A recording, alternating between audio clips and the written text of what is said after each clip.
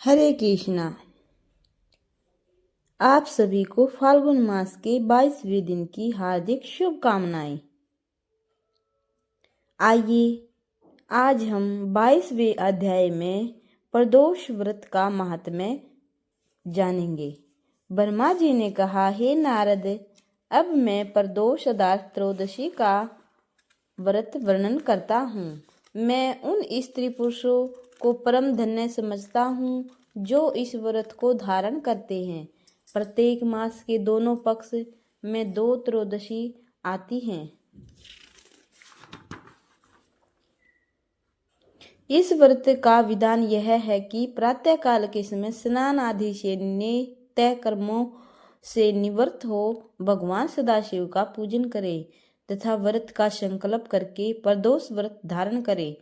जब 3 घड़ी दिन शेष रह जाए तब अपनी शक्ति के अनुसार पुण्य स्नान कर मौन धारण करे तथा श्वेत वस्त्र पहने संध्या के समय जप करने के उपरांत प्रेम पूर्वक भगवान सदाशिव का पूजन करे तथा स्तुति करता हुआ उन्हें प्रसन्नता पूर्वक दंडवत प्रणाम करे। तत्पश्चात ब्राह्मण भोजन कराने के बाद तब स्वयं भी बिना नमक का भोजन करे।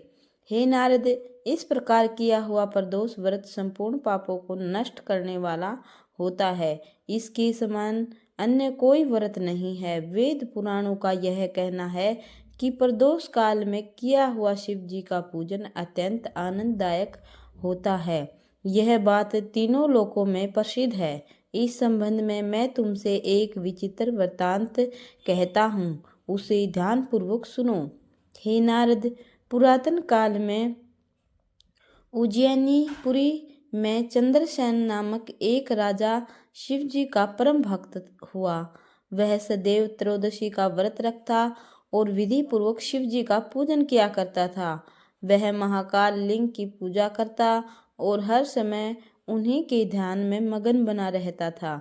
एक दिन मणिभद्र नामक शिव जी के एक गण ने उस राजा पर प्रसन्न होकर उसे चिंतामणि नामक एक मणि दी। उस मणि का यह गुण था कि जिस मनुष्य के पास वह मणि रहती थी तथा जो मनुष्य उसे देखता था, स्पर्श करता था अथवा स्मरण करता था, वह संपूर्ण विपत्तियों से छुटकर अतुलनीय आनंद को प्राप्त करता था। उस मणि का स्पर्श पाते ही सभी धातुएं श्रवण की हो जाती थी। अस्तु, उस मणि को धारण करने के कारण राजा चंद्रसेन सूर्य के समान तेजस्वी प्रतीत होने लगा। हे नारद, जब अन्य राजाओं को उस मणि का प्रभाव ज्ञात हुआ तब उन्होंने चंद्रसेन से उस मणि को स्वयं प्राप्त करना चाहा, परंतु राजा ने किसी को भी यह मणि नहीं दी। निदान सब राजाओं ने एकत्रित होकर उसके नगर पर चढ़ाई कर दी। जब उज्जैनीपुरी के चारों ओर उन राजाओं की सेनाएं घेरा डाले पड़ी हुई थी तथा सभी नगर निवासी अत्यंत व्याकुल हो रहे थे, उस समय दूसरे दिन शिव जी का प्रदोष व्रत आया। तब राजा अपने शत्रुओं को कुछ भी चिंता न करके 3 घड़ी दिन शेष रहने पर भगवान महाकाल का पूजन करने के निमित्त मंदिर में जा पहुंचा। जिस समय राजा चंद्रसेन महाकाल का पूजन कर रहा था, उसी समय एक स्त्री अपनी गोद में 5 वर्ष के एक बालक को लेकर कहीं से उसके पास आ पहुंची। राजा जिस प्रकार शिवजी का पूजन कर रहा था, उस विधि को उस स्त्री का बालक बड़े ध्यान पूर्वक देखता रहा। कुछ देर बाद जब वह स्त्री अपने पुत्र को साथ लेकर चली गई, तब घर जाकर उस बालक के हृदय में शिव जी की ऐसी भक्ति उत्पन्न हुई कि वह कहीं से एक पत्थर का टुकड़ा उठा लाया और जिस प्रकार उसने राजा को पूजन करते हुए देखा, उसी प्रकार स्वयं उसका पूजन करने का प्रयत्न करने लगा। हे नारद, जिस समय वह छोटा सा बालक शिलाखंड का पूजन करने में लीन था, उसी समय उसकी माता ने उसको भोजन करने के लिए 2-3 बार आवाजें दी, परंतु वह उन्हें सुनकर भी अपने स्थान पर निश्चल भाव से बैठा रहा। तब वह स्त्री स्वयं अत्यंत क्रोध में भरकर उसके पास जा पहुंची। जब उसने बालक को एक पत्थर का पूजन करते हुए देखा तो पहले उसे खूब मारा, फिर उस शिवलिंग को उठाकर दूर फेंक दिया।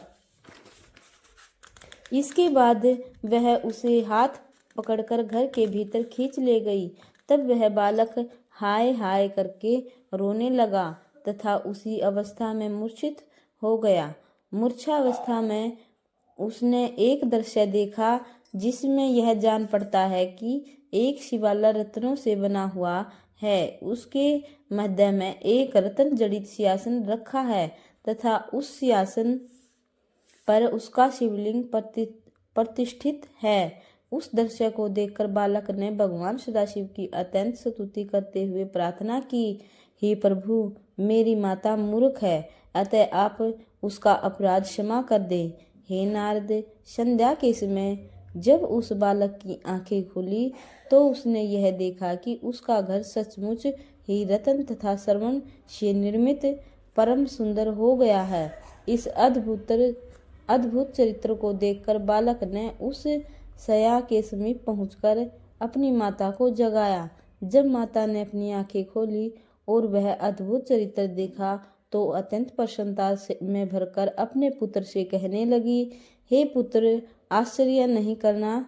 हे पुत्र, यह सब शिव जी की कृपा का फल है, अस्तु किसी प्रकार का आश्चर्य नहीं करना चाहिए। जब राजा चंद्रसेन को यह समाचार मिला कि उस बालक की भक्ति से प्रसन्न होकर शिव जी ने ऐसी कृपा की है तो वह स्वयं उस मंदिर को देखने गया। वहां उसने बालक की तथा उसकी माता की अत्यंत प्रशंसा की। जब अन्य राजाओं को यह समाचार मिला तो वह उस नगर पर शिव जी की ऐसी कृपा देखकर अपने अपने घर लौट गए। ब्रह्मा जी बोले, हे नारद, जब अन्य राजाओं ने अपने दूतों द्वारा शिव जी की कृपा का समाचार सुना तो उन्हें अत्यंत आश्चर्य हुआ। उस समय उन सब ने परस्पर यह विचार किया कि जिस स्थान पर शिव जी की ऐसी कृपा हुई वहां हम किस प्रकार विजय प्राप्त कर सकते हैं। अस्तु सभी एकत्रित हो शस्त्र डाल राजा चंद्रसेन के समीप जा पहुंचे और उससे अपने अपराधों की क्षमा याचना करने लगे। तदुपरांत सबने उस स्त्री के घर पहुंचकर वह दृश्य अपनी आंखों से देखा तथा उस बालक की अत्यंत प्रशंसा की। फिर उन्होंने उस बालक को अपनी ओर से असंख्य धन देकर सब गोपों का राजा बनाया। हे नारद, जिस समय सब राजा उस बालक के घर उपस्थित थे उसी समय हनुमान जी ने वहां प्रकट होकर सबको अपने दर्शन दे कृतार्थ किया। हनुमान जी को देखकर सब राजाओं ने दंडवत की। तब हनुमान जी उस बालक को अपनी गोद में लेकर सब लोगों को संबोधित करते हुए इस प्रकार बोले, हे राजाओं, राजा चंद्रसेन के ऊपर शिव जी की अत्यंत कृपा है। भगवान सदाशिव ने त्रयोदशी व्रत का माहात्म्य प्रकट करने के लिए ही यह सब चरित्र किया है। अब उचित है कि तुम सब लोग भी भगवान सदाशिव के सेवक बनो। विशेषकर जब त्रयोदशी के दिन शनिवार हो तब उसका महत्व और भी अधिक बढ़ जाता है। दोनों पक्षों की त्रयोदशी तिथियों में शुक्ल पक्ष की चतुर्दशी अधिक शुभ कही गई है। उस बालक ने शुक्ल पक्ष के शनिवार युक्त चतुर्दशी को शिव जी का पूजन किया था, इसलिए उसे ऐसी शुभ गति प्राप्त हुई है। इस बालक की 8वीं पीढ़ी में नंद नामक गोपों का एक राजा उत्पन्न होगा। उसके घर में भगवान विष्णु कृष्ण रूप में अवतार लेंगे। आज से यह बालक श्रीकर के नाम से संसार में प्रसिद्ध होगा।